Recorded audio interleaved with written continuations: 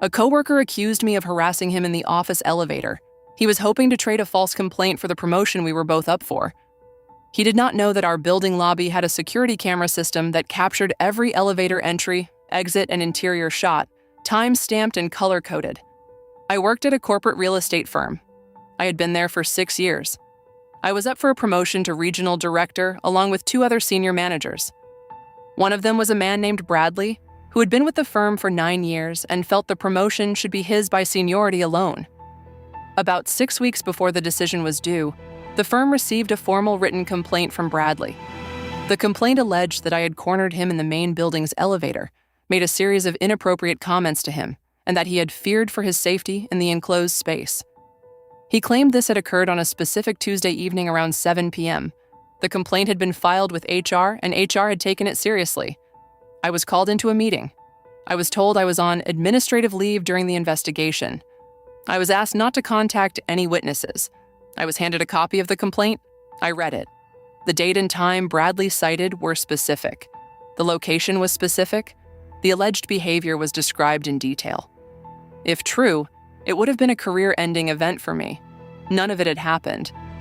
I asked HR whether the building's security footage would be reviewed. They said yes. That was part of the investigation. I asked whether I could be present when the footage was reviewed.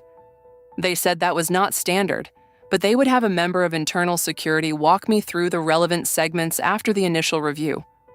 I went home. I did not contact Bradley. I did not contact any coworkers. I did quietly go through my own digital records to build a complete picture of where I had actually been at the date and time in question. I found something interesting. At exactly the time Bradley claimed the elevator incident had occurred, I had been in a video call with a client from my home office in a different state. I had flown home from a business trip earlier that day and had taken a 7 p.m. call from my house. The video call had been recorded by the client, per standard practice. I sent the recording to my attorney the same night. 3 days later, the internal security lead, a woman named Monica, sat me down in a conference room. She had pulled the footage from the main building's lobby cameras and the elevator cameras for the date in question. The elevator cameras captured every person who entered the elevator, the time of entry, and the floor they exited on. 2 independent cameras covered different angles of the interior of the elevator. Monica played the footage. The elevator had been used by various people that evening. Bradley had entered the elevator at 7:04 p.m. alone and exited on the 12th floor alone. He had never at any point been in the elevator with me.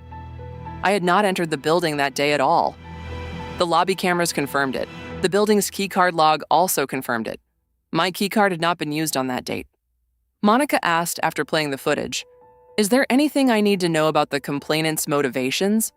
I said I believed we were both up for the same promotion and that he had been visibly upset about the possibility that I would be selected over him.